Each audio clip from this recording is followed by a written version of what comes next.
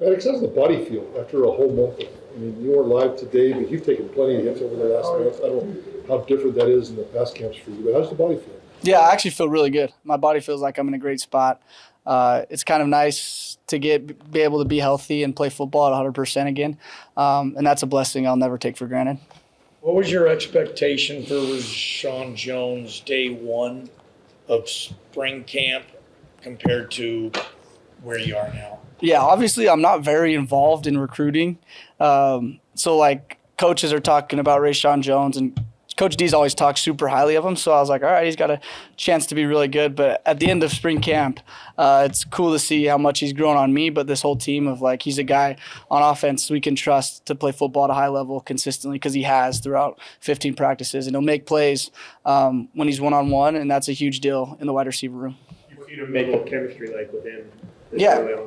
Yeah, he's awesome. I mean, he's a guy like – I actually had the wide receivers over to the house for dinner, and he was one of the very few guys that was super kind to my wife. And I always joke with my wife because she's like, he's such a sweetheart. He's so nice. I'm like, yeah, you should see him play football. And I feel like that level of respect I have for him goes a long way, especially when we're playing football together. Seen him make a lot of catches this spring, but the one today in the end zone, how impressed were you with that? Yeah, that was fantastic. That makes my job a lot easier, I'll say that.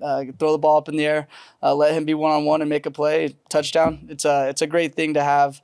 Like I said, the chemistry thing with him, that's a huge deal.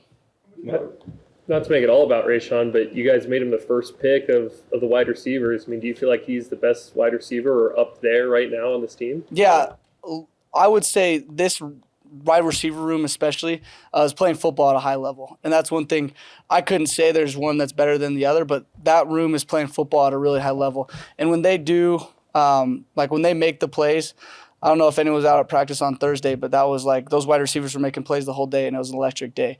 When they make plays like that, that's going to help our offense a lot. And honestly, it raises the room for everybody to have a level of competition. Everyone wants to be a 1,000-yard receiver at the end of the year. And so if they all reach, like trying to get that, it's elevated the whole room, and it has throughout spring camp, which is awesome for me, I'll say that. This question is meant to compare the returners versus the new wide receivers, just focusing on the new wide receivers. How much progress did they make? And like you bring up Thursday's practice, it was like Darren Morris mossed somebody in the end zone, and then obviously Rashawn had another touchdown, and then Akeem made like a couple of big plays. So, you know, I just felt like a lot of the new guys, like you look at the start of spring to now, and they're just like, those guys have really seemed to take off. Yeah, I know that was something that the coaches looked for in the whole recruiting process through the transfer portal of like who can help us now. And I feel like they've done a great job. Obviously, learning a whole new offense is very difficult, but you've been able to see like from practice 1 to practice 15 how much better they were able to make more plays because of the fact they understood the playbook. They knew what route they were running. And then that gives them the opportunity to play really fast and do what they were capable of doing and what these coaches saw to bring them here. Do you notice a difference, Maddux? I mean, at times last year we talked about separation with wide receivers and things like that. Like, do you notice a difference at this specific room? Yeah, our wide receiver room is playing at a really high level, and it's cool to see. And honestly, I'll give a props to the defensive back room. Like, that's a battle that is going to change the whole trajectory of our team because it's two very important positions on the field. And those two groups going back and forth, it's elevated both of them. And our wide receivers are playing at a really high level because of it, and it's awesome. More conversation this spring, literally about trick plays. I know that's a fan thing. And then was there a message sent today to fans that this offense on purpose is going to be more creative this fall? Honestly, we didn't run trick plays throughout the spring. Like, that's not something we were repping. It was more like, all right, here's our DNA plays. Let's get really good at them. But once kind of the reins were let off today, that was the first thing people talked about. I was like, all right, what trick plays are we going to go in? And I know there was a rule set between the two coaches that was only one, but I can speak for us. We had a few more than one, and I know they did because they ran 2 in the same drive. But, I mean, every week, like, that's the thing. When you get into game, like, season, every week we carry at least a couple trick plays. It's just a matter of like when's a good time to call them or like what's a good look, because you don't want to lose those trick plays on a terrible look. So yeah, it is fun to be creative, and I know that's an emphasis that the staff, like obviously Coach Potter playing here in times of trick play, like that's an emphasis that the staff has had of like, all right, let's be a little bit more creative. Said your spring was maybe a little bit up and down, more than what you'd want. I guess why do you think that's the case? You know, what were some of the things that you think that was the case for. Yeah, 100%. I think between both Coach D and I, and it's something and Coach Hill and Coach Potter, those three guys have held me to an extremely high standard, kind of the standard I've always had for myself. I would say every time, like every camp, every spring I've had would be up and down. It's not something I'm walking out like, oh, I really love my camp. There's always going to be the ups and downs, and I think that comes from the high standards, and I appreciate those guys holding those high standards on me because I know when it's all said and done, it's going to help me and benefit me. But it was just like simple things of like certain plays I need to make, and I feel like that's why it was up and down, and it affected sometimes like the trajectory of practice of like, all right, if I'm not making a simple play on the first team period, that's not creating momentum for the offense. And like I said, it's something I'm extremely grateful for because of the high expectations. And I know going forward, it's going to give me an opportunity for a lot of growth. I guess just going forward, what's going to be one or two of your main goals as we head into the summer and fall camp and whatnot? Yeah, I mean, like I said, our Coach D and I's conversation, a huge part was like the max effort in time of like, I feel like football is a timely matter of my life, the way I approach that. But at the end of the year, my major goal is absolutely zero regrets. And that's whether or not I regret how good I was or if I regret how much. Like, I feel like my biggest regret could possibly be not enjoying my last year of football. And I think joy comes from success in ways. And that's something that I want to make sure like I'm extremely successful in, whether it's the little things, the basics of like easy completions, watching tape with those wide receivers so it's on the same page. And those are two things that I know I'm going to 100% put my full ability to. So by the time fall camp comes and season comes, we're hitting the ground running in a good spot. Is there a different mentality for you or a sense of urgency knowing that this is it for you? I would say slightly, but I've always kind of had the chip on my shoulder. But more than anything, I mean, I've kind of said it before, just the legacy I want to leave. And with that, like, I know there's a lot of work that I have to do. And so I would say there is a little bit of like, all right, it's crunch time now. You've only got one more opportunity to kind of leave that legacy. And so that's something that's been nice because it's, like you said, there's a little sense of urgency that comes from that. And I'm grateful for that. Someone asked Spencer, so I'll ask you. You're married now. Does that change how you're walking into the building, how your practice is going? Is any effects at all? I wouldn't say it changed anything, but it sure is. It makes life a lot simpler knowing that if I have a bad day, I've got someone to come home to. If I have a good day, I've got someone to come home to, and she'll love me either way. You bring the word legacy, and you're at Spencer kind of to say that, like, what's the legacy you want to leave here? Yeah, I mean, I think you talk about 2 conference championships. You talk about 24 and like the Fiesta Bowl and those things, like losing that game.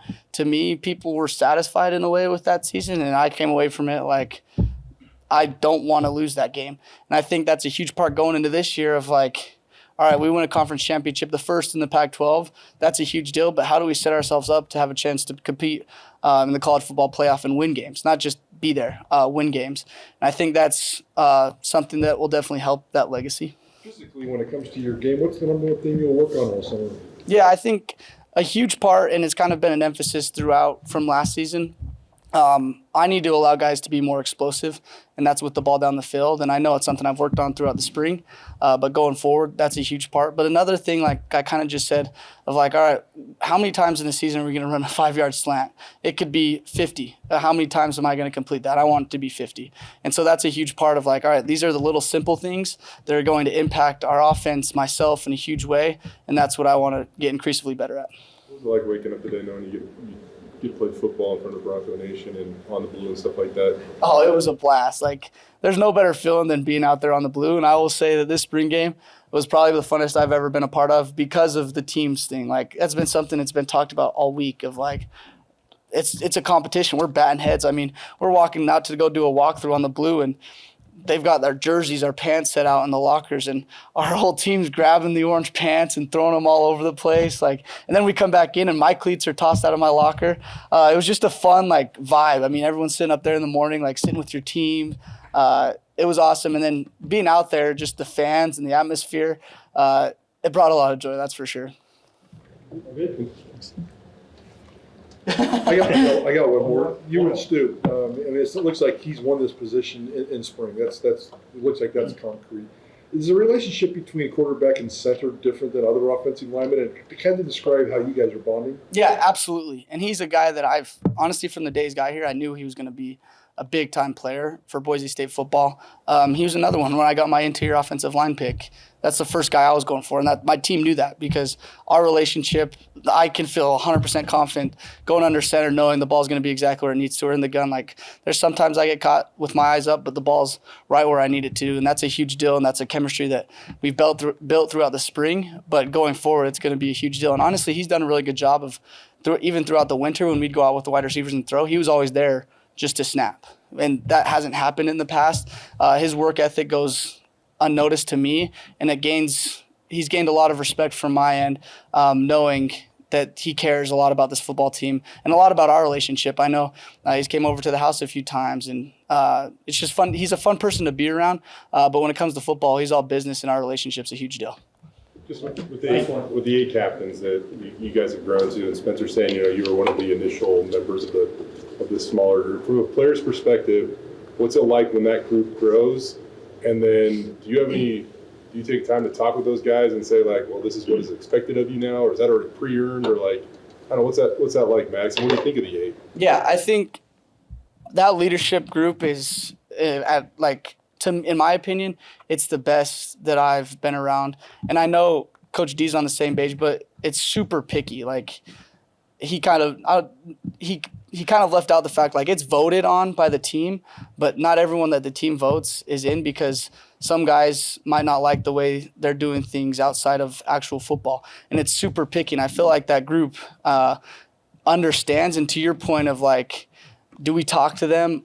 I think everyone now knows like and understands, hey, if you're in a leadership group, it's business. Like you can't live one life in football and second, like outside of football, it is business. And to his point, modeling the way, like that our team sees what we do. We have to set the standard in all aspects of our lives so that they can kind of understand the culture, and it's built from the leadership. And I feel like that group's done a really good job. Thank you, guys.